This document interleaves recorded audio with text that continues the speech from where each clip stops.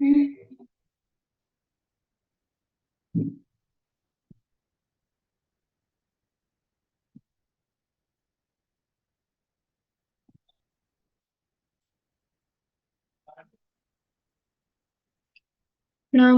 अरहन्ताणं नमो सिद्धाणं नमो आयर्याणं नमो उच्चायां नमो लोके सव्वसाम् मंगलमय मंगलकरण वीतराग विज्ञान नमः ताहि जाते भय अरहंतादि महान करि मंगल करियो महा ग्रंथ करन को काज चाहते मिले समाज सब पावे निज पद राज इस भवतर का मूल एक जानहु मिथ्या भाव ताको कर निर्मूल करिए मोक्ष उपाय। मोक्ष मार्ग प्रकाशक आचार्य कल्प पंडित टोडरमल जी द्वारा रचित 7वां अधिकार जैन मिथ्या दृष्टियों का विवेचन। इन मिथ्या दृष्टियों के विवेचन के अंतर्गत अपनी चर्चा व्यवहाराभासी में जो धर्म बुद्धि से जो धर्म धारण करते हैं उसके संदर्भ में चल रही थी, जिसमें सम्यक दर्शन और सम्यक ज्ञान का अन्यथा जो रूप है उसकी चर्चा हम पूर्व में कर चुके हैं। सम्यक चारित्र की चर्चा हमने कल प्रारंभ की थी, उसी में आगे और आज हम पढ़ेंगे। पेज नंबर है 240, 240। चर्चा हमारी चल रही थी कि जो भी नियम इत्यादि लिए जाते हैं तो उन नियम को कैसे लेना चाहिए, प्रतिज्ञा इत्यादि ली जाती है तो प्रतिज्ञाओं को कैसे लें। तो यहाँ पर बताया कि जो भी प्रतिज्ञा ली जाती है तो उसमें हमें भविष्य का निर्वाह होता जाने कि हम भविष्य में उस प्रतिज्ञा को निभा पाएंगे, उस नियम को निभा पाएंगे, ऐसी प्रतिज्ञा लेनी चाहिए।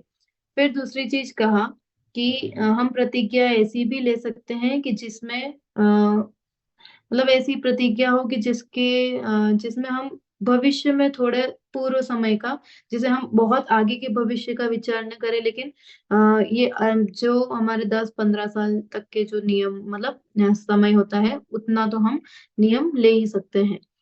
जब भी नियम लिया जाता है तो उसमें शरीर की अवस्था है ना, द्रव्य क्षेत्र काल भाव, इन सब का ध्यान में रख करके और नियम लेना चाहिए कि हमारी शरीर की अवस्था कैसी है, हमारा शरीर काम करेगा कि नहीं। आज हमारे शरीर की स्थिति ऐसी है तो 10 साल 15 साल बाद में हमारे शरीर की स्थिति क्या होगी। फिर द्रव्य क्षेत्र काल भाव, हम किस क्षेत्र में चले, हो सकता है आपके बच्चे कहीं और विदेश में रहते हो तो हमें वहां जाना पड़े, तो क्षेत्र का भी ध्यान रखना, समय का भी ध्यान रखना, काल का ध्यान रखना, द्रव्य का भाव का, सब अपेक्षाओं से यहाँ पर कहा। उसके पश्चात ही नियम लेना चाहिए, प्रतिज्ञा लेना चाहिए। तो यहाँ पर प्रश्न किया था 239 पर लास्ट में कि यहाँ कोई कहे कि चांडाल आदि ने प्रतिज्ञा की तो उनके इतना विचार कहाँ होता है कि वो भविष्य का विचार करें। चांडाल आदि को क्या नॉलेज है, उनको तो कोई नॉलेज नहीं है, तो वो कहाँ भविष्य का विचार करके प्रतिज्ञा लेंगे, है ना। तो कहा मरण पर्यंत कष्ट हो तो हो परंतु प्रतिज्ञा नहीं छोड़ना। कितना भी कष्ट हो, कितनी भी परिस्थिति खराब हो, कितने भी प्रतिकूल हमारे अनुकूल साधन नहीं हो, प्रतिकूल साधन हो, तो भी कह रहे हैं मरण पर्यंत तक भी हमें अपनी प्रतिज्ञा को नहीं तोड़ना चाहिए। ऐसा विचार करके प्रतिज्ञा करते हैं, प्रतिज्ञा के प्रति निरादर पना नहीं होता कि प्रतिज्ञा तो ले ली और अब पछता रहे हैं, है ना। तो ऐसी ऐसी प्रतिज्ञा कोई काम की नहीं है। इसकी चर्चा कल हम डिटेल में कर चुके हैं, इसलिए वापस मैं यहाँ रिपीट नहीं करूंगी, हम आगे पढ़ेंगे। और सम्यक दृष्टि जो प्रतिज्ञा करते हैं सो तत्व ज्ञान पूर्वक ही करते हैं। जिनकी अंतरंग विरक्तता नहीं है, बाह्य प्रतिज्ञा धारण करते हैं, वे प्रतिज्ञा के पहले और बाद में जिसकी प्रतिज्ञा करे उसमें अति आसक्त होकर के लगते हैं। जैसे उपवास के धारणे पारने की बात हमने कल करी थी कि धारणे मतलब पहले, उपवास करने से पहले, पारणे मतलब बाद में। पहले अच्छे से खा पी लेते हैं कि कल दिन उपवास है तो उपवास में कुछ मिलेगा नहीं, तो पहले ही हमने अच्छा खा लिया कि कल के दिन भूख ही ना लगे। या फिर क्या करते हैं, कल से पूरे दिन से भूखे हैं, बहुत सा पानी तक नहीं पिया, तो इसलिए कह रहे हैं खाई जा रही है। रितु जी माइक म्यूट कर लीजिए। अति लोभी होकर के गरिष्ठ आदि भोजन करते हैं, शीघ्रता बहुत करते हैं, जैसे जल को रोक रखा था और जैसे ही वह छूटा तो बहुत प्रवाह से चलता है, उसी प्रकार प्रज्ञा प्रतिज्ञा द्वारा विषय वृत्ति रोक रखी थी और जैसे ही छूटा, जैसे ही 10 लक्षण खत्म हुए, जैसे ही अष्टमी चतुर्दशी खत्म हुई और अगले दिन से कैसे चालू हो जाता है, चलो आज तो सब खा सकते हैं, है ना।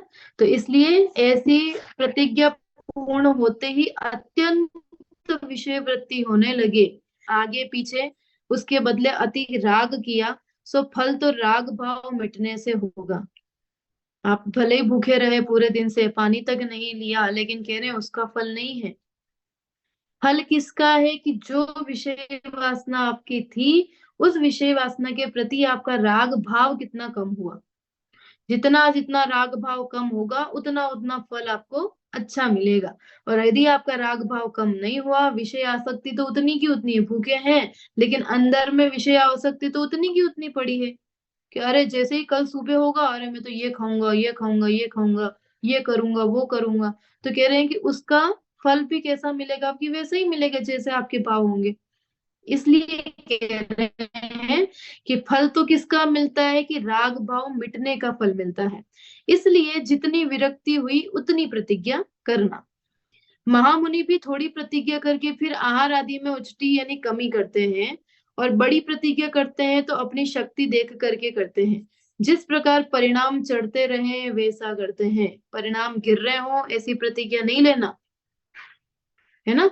कल बोला था ना कि हम अपने सर्किल में घूमने गए, हम अपने फ्रेंड्स के साथ घूमने गए और वहां जाकर के वो रात्रि भोजन कर रहे हैं, वो बाहर में खा रहे हैं, वो सब कुछ खा रहे हैं, तो हमें भी उनको देख करके हमारे परिणाम बिगड़े, अरे मैं भी खाता तो आज बढ़िया रहता। तो परिणाम नहीं बिगाड़ना, परिणाम कैसे होने चाहिए, ऊंचे चढ़ने के होने चाहिए कि उनको देख करके अंदर में ये विचार, अरे नहीं मैं इतने पाप से बच रहा हूँ, मेरे महापुण्य का उदय है कि मैं इन पापों को नहीं कर रहा हूँ। परिणाम अच्छे होने चाहिए, है ना। तो इसलिए कह रहे परिणाम चढ़ते रहे वैसा करना, प्रमाद भी ना हो और आकुलता भी उत्पन्न ना हो, ऐसी प्रवृत्ति कार्यकारी जानना। अब आगे देखो, यहाँ तक हमने कल चर्चा की। तथा जिनकी दृष्टि, जिनकी धर्म पर दृष्टि नहीं है, वे कभी तो बड़ा धर्म आचरते हैं और कभी अधिक स्वच्छंद होकर के प्रवर्तते हैं। जैसे किसी धर्म पर्व में बहुत उपवास आदि करते हैं, 10 लक्षण ले लो, अष्टानी का ले लो, और किसी धर्म पर्व में बारंबार भोजन अधिक करते हैं। एक ही हम अच्छे से मनाते हैं, बाकी दो 10 लक्षण कैसे निकलते हैं कि बाकी में तो सब चलता है ना। तो एक यहाँ यही कह रहे हैं कि किसी धर्म पर्व में तो बहुत उपवास आदि करते हैं और किसी धर्म पर्व में बारंबार भोजन आदि करते हैं। यदि धर्म बुद्धि हो तो यथा योग्य सर्व धर्म पर्वों में यथा योग्य संयम आदि धारण करना, है ना। कि अभी के 10 लक्षण है तो अभी तो हमने बहुत अच्छे से पालन किया सब, हरी नहीं खाई, वस्त्र भी बहुत साधारण पहने, बाहर का कुछ नहीं खाया, किसी प्रकार का कोई ऐसा बहुत ज्यादा पाप लगे ऐसा कार्य हमने नहीं किया। लेकिन जब अगली बार के 10 लक्षण आए तो 2 महीने, 3 महीने, 4 महीने बाद में 10 लक्षण आए तो फिर उसमें तो पता ही नहीं रहता है कि 10 लक्षण चल रहे हैं। सही है ना रितु जी। घर में बुजुर्ग नहीं हो तो पता ही नहीं रहे कि 10 लक्षण भी चल रहे हैं। नहीं, अपन अष्टमी लोगों है, को तो पता एकादश है, रहता है। हाँ, अपने को तो नहीं पता पता रहता रहता है है पर लेकिन बहुत बहुत पता बहुत रहता कम। है, बहुत लोगों को नहीं पता रहता। बहुत लोगों को नहीं पता रहता है कि अरे 10 लक्षण चल रहे हैं क्या, है ना। तो उस 10 लक्षण में अपने को कुछ नहीं लगता, ना वैसे परिणाम हमारे निर्मल होते हैं, ना हमें मंदिर में प्रवचन सुनने के परिणाम होते हैं। उस पर्व में तो बहुत अच्छा मन लग रहा था, सुबह से उठते से अभिषेक पूजन स्वाध्याय सब करते थे, एकासन करना, उपवास करना। और ये 10 लक्षण में क्यों, 10 लक्षण में कोई अंतर है क्या, वो भी धर्म पर्व ही थे, ये भी धर्म पर्व ही है, लेकिन हमारी सोच का फर्क है ना। इसलिए कह रहे हैं कि यदि धर्म बुद्धि हो तो जैसा हमने उसमें पालन किया था नियमों का, वैसे ही हमें इसमें भी करना चाहिए। लेकिन धर्म बुद्धि तो होती नहीं है, या तो देखा देखी करते हैं या बस ये लगता है कि चलो साल में एक बार करना है तो करते हैं, है ना। इसलिए कह रहे हैं कि यथा योग्य सर्व धर्म पर्वों में यथा योग्य संयम आदि को धारण करना चाहिए। तथा कभी तो किसी धर्म कार्य में बहुत धन खर्च करते हैं और कभी कोई धर्म कार्य आ पहुंचा हो तब तब भी वहां थोड़ा भी धन खर्च नहीं करते। कभी कभी तो परिणाम ऐसे होते हैं कि बहुत धन दे देते हैं, जैसे 10 लक्षण में आया तो बहुत परिणाम बहुत अच्छे हैं, प्रवचन सुन रहे हैं तो बहुत अच्छे भाव हो रहे हैं, तो बहुत दान दे देते हैं। और कोई आपके यहाँ पर कोई पंचकर्णक का रथ लेकर के आए या कुछ भी, XYZ कोई भी हमें ऐसा प्रसंग बना, या अचानक से आपके यहाँ किसी ने सिद्ध चक्र विधान करा लिया या कुछ भी हुआ, है ना, तो अब ऐसे में हमारे परिणाम ही नहीं बनते कि हमें दान देना चाहिए। तो कभी तो बहुत भाव अच्छे होते हैं और कभी होते ही नहीं है। सो धर्म बुद्धि हो तो यथाशक्ति यथा योग्य सभी धर्म कार्यों में धन खर्चते रहे, इस प्रकार अन्य भी जानना।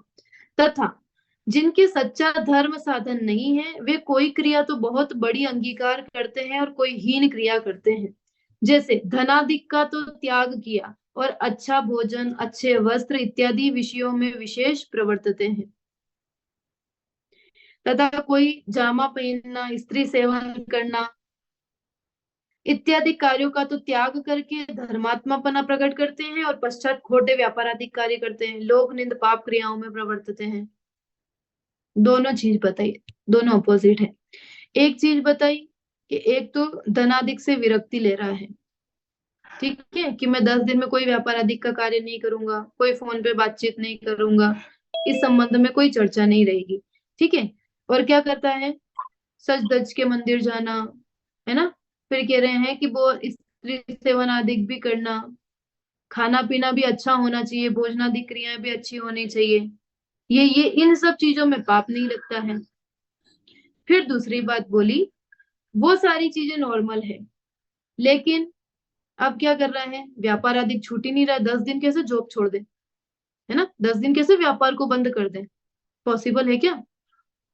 तो व्यापार आदि में कषाय करके व्यापार आदि कार्य करता है, इधर तो सामान्य भोजन कर रहा है, सामान्य रीति से रह रहा है, स्त्री सेवन नहीं कर रहा है, ब्रह्मचर्य व्रत का पालन कर रहा है, और इधर के इधर पूरे कार्य कर रहा है ना। तो ऐसा नहीं करना चाहिए, जहां पर क्या हो कि समानता बनी रहे, ऐसा कार्य करना चाहिए। यदि आप व्यापार नहीं छोड़ सकते हो, आप जॉब नहीं छोड़ सकते हो, तो कोई बात नहीं, है ना। लेकिन हम जितना कर रहे हैं, व्यापार कर रहे हैं, और हमारे व्यापार में हिंसात्मक कार्य अधिक होते हो, तो हम ऐसा कर सकते हैं कि 10 दिन में 5 दिन करें, 5 दिन करते हैं तो 3 दिन करें, ऐसा कर सकते हैं, है ना। और इधर सारे नियम हमें पालन करना चाहिए। दूसरी चीज कि यदि हम ये नहीं कर पा रहे हैं, तो हम भोजनादि ये कार्य भी अच्छे से करें जितना हमारी भूमिका है उसके अनुसार। और इधर कह रहे हैं कि ये कार्य भी आप जितनी क्षमता है आपकी उतना आपको करना चाहिए, दोनों में ही समानता बनी रहे। ऐसा नहीं हो कि एक तरफ तो हम पुण्य की क्रियाएं कर रहे हैं और एक तरफ पूरा ही वो पुण्य उधर जाके के धो रहे हैं, तो ऐसा नहीं हो जाए, है ना, दोनों में समानता हो। तो इसलिए कह रहे हैं, और पश्चात खोटे व्यापार आदि कार्य करते हैं, लोग निंद पाप क्रियाओं में प्रवर्तित हैं, है ना। आपने देखा होगा बहुत लोगों को कि अरे पूरे दिन से सुबह से शाम तक तो मंदिर में रहते हैं, और इधर कि इधर ये लड़ाई के काम कर रहे हैं, है ना। देखते हैं ना, बहुत से लोगों की लड़ाइयाँ हो जाती है, कषाय बांध देते हैं, किसी से कुछ डिस्कशन हो जाता है तो कुछ ऐसे परिणाम बिगड़ते हैं, व्यापार अधिक भी कार्य कर रहे हैं। तो ये कह रहे हैं ऐसा नहीं होना चाहिए। इस प्रकार कोई क्रिया तो अति उच्च होती है और कोई क्रिया एकदम नीची हो जाती है। वहां लोक निंदे होकर के धर्म की हंसी कराते हैं कि अरे ये तो क्या करते हैं, धर्म के नाम पर क्या कर रहे हैं, नाटक कर रहे हैं, है ना। तो ऐसा नहीं करना कि जिससे हमारे धर्म की हंसी हो। 10 लक्षण पर्व आते हैं तो हम कैसे एकदम सावधान हो जाते हैं, अरे नहीं, कैसे भी करके ये तो करना ही नहीं है 10 दिन में, है ना। तो ये इतनी सावधानी जब हम रखते हैं बाह्य क्रियाओं में, तो अंदर में भी हमें संयम से रहना चाहिए। तो दोनों ही चीज रखना चाहिए। संयम में मतलब खाली इस संयम की बात नहीं कर रहे हैं, और भी संयम की व्यापार आदि में भी संयम रखो, किसी ने कुछ कह दिया तो उस पर भी संयम रखो, है ना, हर चीज में संयम होना चाहिए। इस प्रकार कोई क्रिया तो अति उच्च करता है, कोई नीची करता है, लोग निंदे में हंसी हो ऐसा काम नहीं करना चाहिए। अमुक धर्मात्मा ऐसे कार्य करता है, जैसे कोई पुरुष एक वस्त्र तो अति उत्तम पहने और एक वस्त्र अति हीन पहने तो हंसी ही होगी। आज तो बहुत अच्छी पहन करके आए और कल एकदम फटी फटी पहन करके आ जाए, हंसी ही होगी ना। उसी प्रकार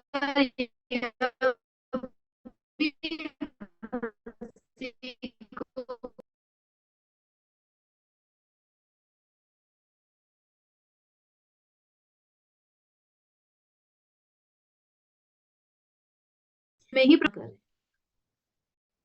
आया समझ में? पद तो ऊंचा मिला है, अरे पंडित जी आए, पंडित जी आए, पंडित जी आए, और फिर पंडित जी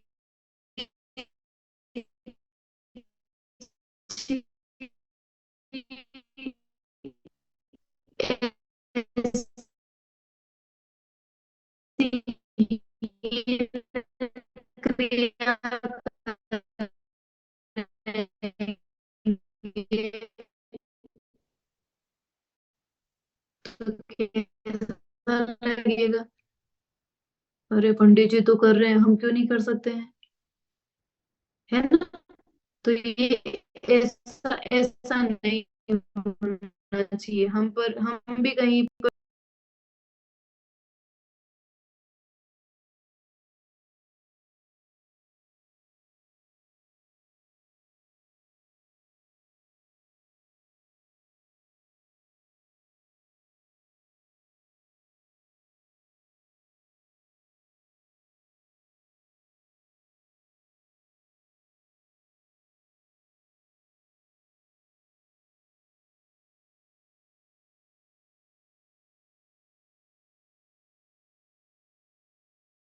कर सकते हैं, है ना?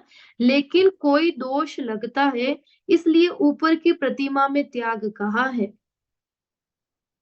अब इसके भी बहुत सारे मीनिंग है कि वो जो प्रतिमा धारण करते हैं वो तो स्त्री संबंधी चर्चा नहीं कर सकते हैं, स्त्री से चाहे हाथ दूर रहते हैं, स्त्रियों की संबंधी कोई भी चर्चा है, मतलब ना नोवेल पढ़ सकते हैं, ना नाटक देख सकते हैं, कोई भी चर्चा नहीं कर सकते हैं।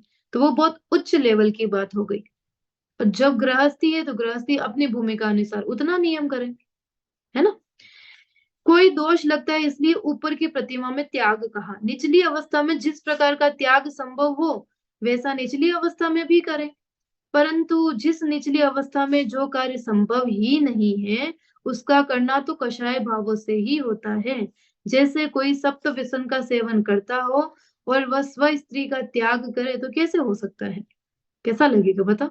एक तरफ तो साध व्यसन का प्रयोग कर रहे हो, इधर स्त्री का त्याग कर रहे हैं। यद्यपि स्व स्त्री का त्याग करना धर्म है, तथापि पहले सप्त व्यसन का त्याग हो, पहले बड़े चीजों को तो छोड़ो, तभी स्व स्त्री का त्याग करना योग्य है। इस प्रकार से जानना।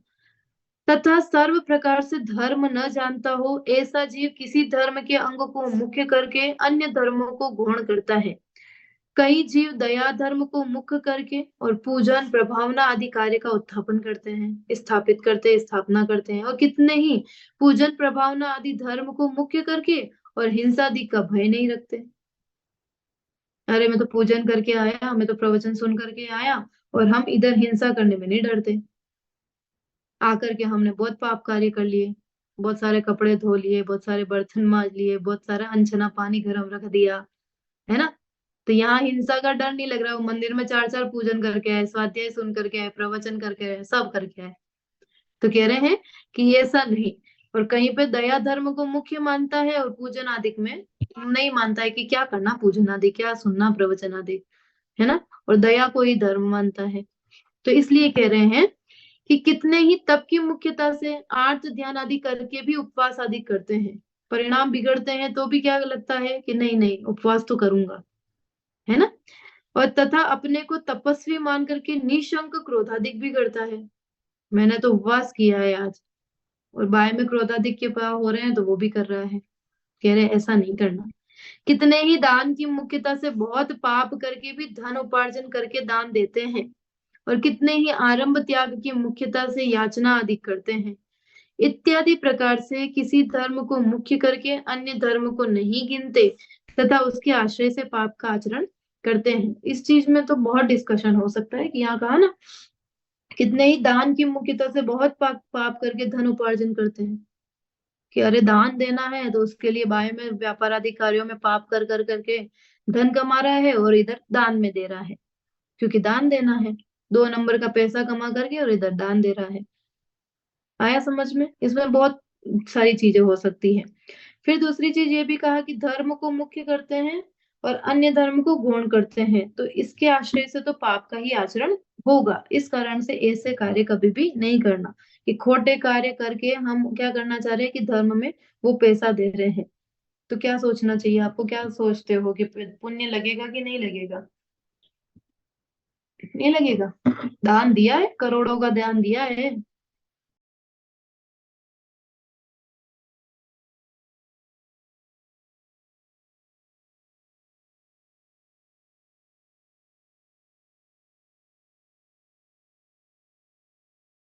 परिणाम होंगे वैसा होगा,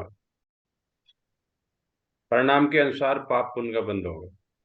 नहीं तो परिणाम के अनुसार तो होगा, लेकिन उधर तो बहुत पाप करके और धन कमाया और इधर दान दिया, वो भी तो नहीं पाप लगेगा लगेगा, ना। वो उसमें भी पाप पाप का लगेगा। तो पाप लगेगा ही लगेगा। बहुत सही है यानी कि ये तो जिस वो हो गया चीज में दीदी, पाप ये तो किया है वो हो उसका गया, पाप तो लगेगा ना।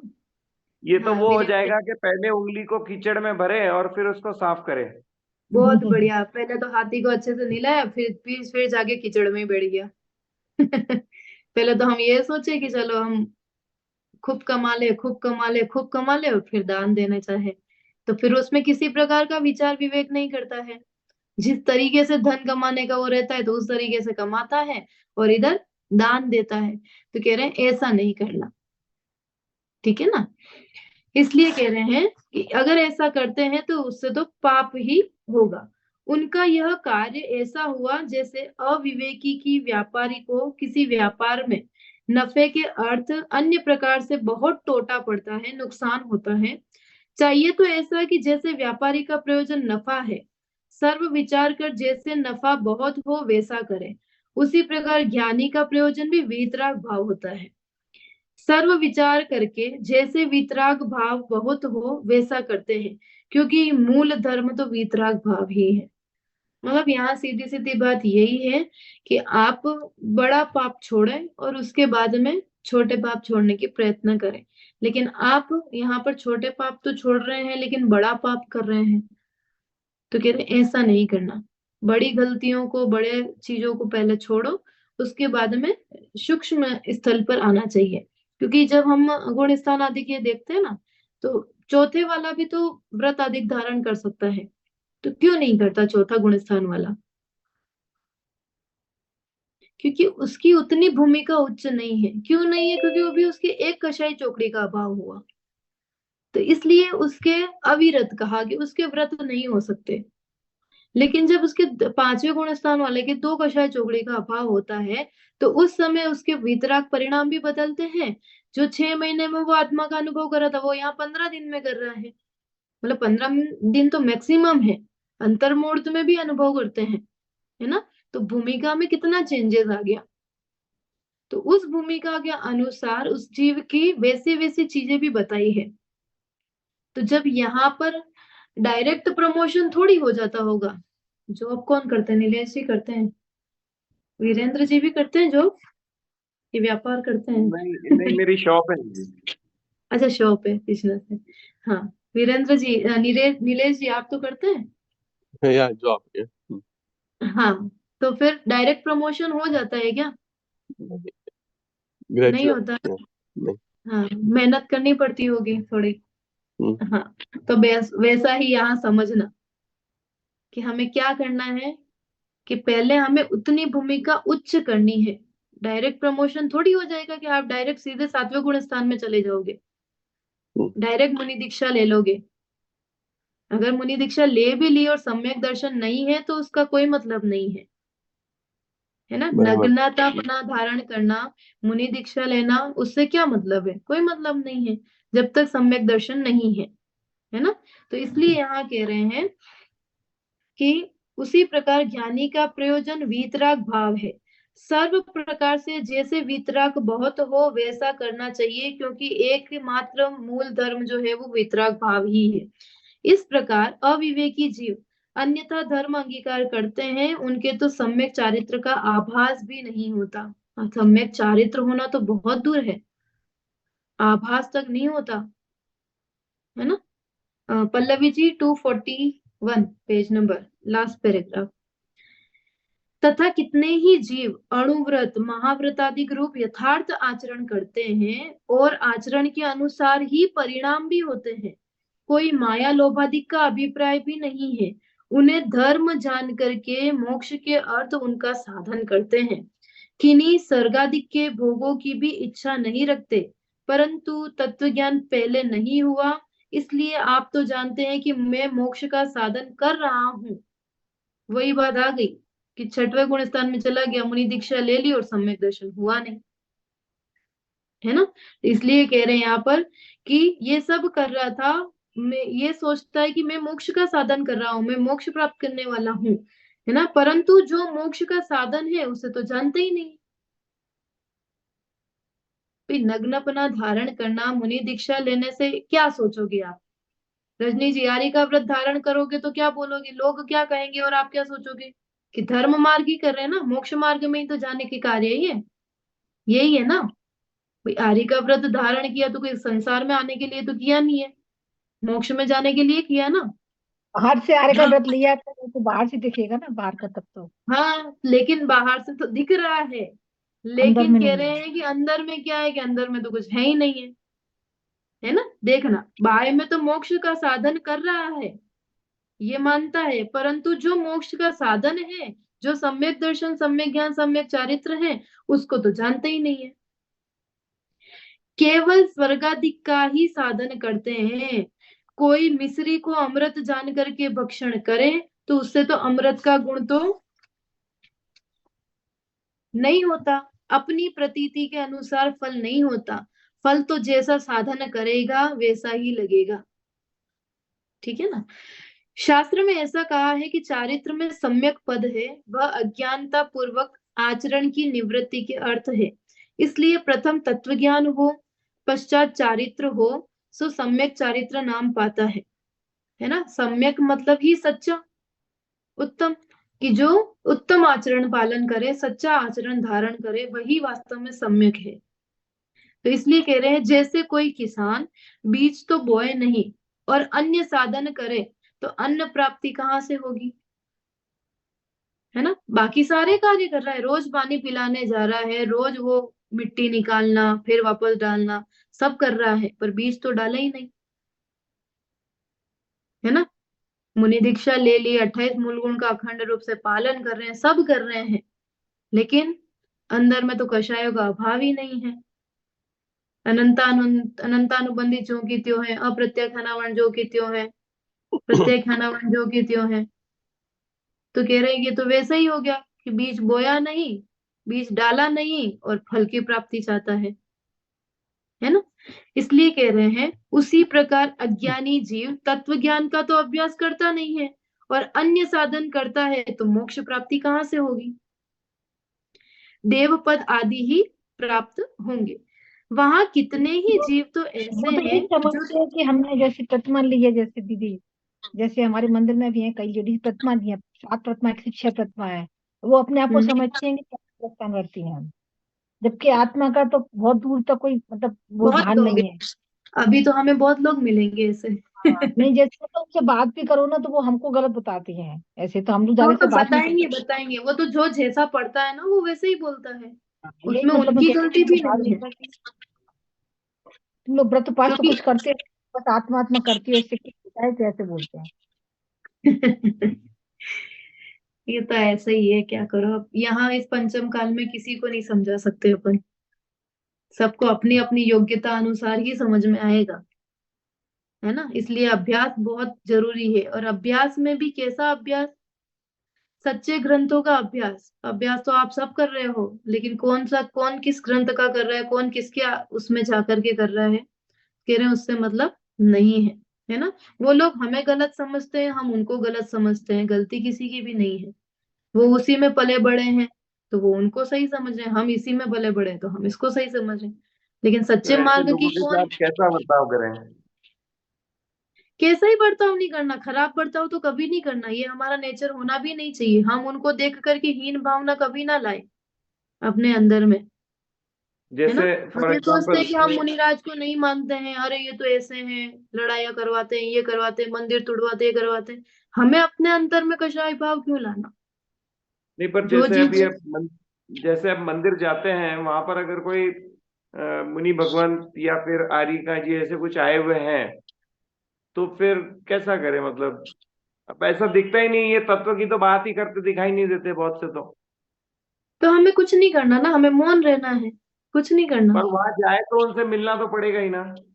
मिलो ना, आपको किसने कहा कि उनको आप नमस्कार करो या कुछ भी करो, नमोस्तु करो, कुछ नहीं करना। उसमें कौन सी बड़ी बात है? उनको यदि पर वो बुरा लगता है तो लगे। पर वो पर नहीं, अव्यवहारिक लगेगा, वहां सब कर रहे हैं और हम बिल्कुल नहीं करे कुछ भी। तो लोक व्यवहार में भाई साहब, सुमत जी भाई साहब बोलते हैं ना, लोक व्यवहार में यदि हमें धर्म प्रभावना के कारण से यदि करना पड़े तो करना भी चाहिए। कि लोक निंदे कार्य नहीं करना चाहिए, कि यदि 10 लोग कर रहे हैं और हम ऐसे टूट के टूट खड़े रहे तो वो भी अच्छी बात नहीं है अभी ना। मेरे साथ ऐसा बहुत होता है कि मैं मंदिर में ट्रस्टी हूँ, तो जब भी कोई आते हैं तो उनके जाना ही पड़ता है, मतलब वहां पर जाते हैं, और फिर नहीं करे तो वो भी ऑड लगे बहुत। दोनों चीजें हम अपने अनुसार विचार करें ये तो, कि अगर उनमें ऐसा तो कुछ है नहीं, जय जिनेन तो सबसे ही किया जाता है ना। तो उस जो दो मतलब झुक करके जय जिनेन कर सकते हैं हम किसी बड़े के अगर पैर भी छूते हैं तो उसमें कोई तकलीफ थोड़ी है, बुरा मैं थोड़ी है। मैं मैं साधु की बात कर रहा हूँ। हाँ हाँ, मैं हमारा साधु साहब की साधु बात की कर रही हूँ। बात कर पैर रहा हूँ। छूना इट मीन्स झुकना, नमोस्तु करना, है ना। जी। तो कोई बुरी बात नहीं है, क्योंकि लोक में निंदा हो ऐसा कार्य नहीं करना। लेकिन हाँ, यदि धर्म की परीक्षा की बात आए तो 3 काल में नहीं झुकना। कि अरे आपने तो वहां नमोस्तु किया था, तो अब आपको तो ये भी चौका भी देना पड़ेगा, आपको तो ये भी करना पड़ेगा। नहीं, उसमें नहीं झुकना। फिर वो अपने ऊपर डिपेंड करता है कि हमारे श्रद्धान में क्या है ना। जी। वहां पर लोक निंदा में कार्य ना हो, धर्म की अप्रभावना ना हो, उसके निमित्त से हमने ये कार्य किया था, है ना। बड़ों का जैसे सम्मान करते हैं वैसे वो भी हमसे बड़े हैं तो हमने सम्मान किया, कोई बात नहीं। लेकिन हमारे श्रद्धान में तो सच्चा स्वरूप होना ही चाहिए। फिर भविष्य में ऐसी कोई हमारे सामने परिस्थिति बनती है या कुछ होता है कि अरे हमने तो आपको देखा है वहां पे आप प्रवचन भी सुन रहे थे, वहां पर आपने तो नमस्कार भी किया, हमने तो सब किया, तो फिर आपके ऊपर कोई ऐसा कार्य आता है तो उस समय आप स्ट्रिक्ट हो सकते हो कि नहीं मतलब नहीं, है ना। आया समझ में? जैसे बोलते हैं ना कि स्त्रियों के लिए विशेष रूप से कि भैया मैं रात्रि भोजन नहीं करती ना कराती हूँ, है ना। लेकिन अब चले गए ससुराल में, परिस्थितियां ऐसी बनी मजबूरीवश, तो क्या करेंगे? मना कर देंगे? कोई बेड पे पड़ा है या कोई कुछ है, तो ऐसी परिस्थिति में क्या करेंगे? अरे मैं तो नियम ले रखा है, मैं तो ऐसा है तो मैं तो नहीं खिलाऊंगी, मैं तो नहीं दूंगी। ये चल पाएगा क्या? कि ऐसे में दया धर्म का साधन, दया धर्म को विचार करके और उस समय हमें देना चाहिए। आप वो चीज ना दे करके कुछ अन्य चीज दे दो, या अगर वो जीव वही खाता हो तो वही दे दो, फिर क्या करो, है ना। तो ये लोक व्यवहार है। जैसे अभी वो जैन यूथ वाला वो कन्वेंशन हुआ था ना, उदयपुर में हुआ था। तो विपिन जी नागपुर से एक प्रश्न किया था शायद किसी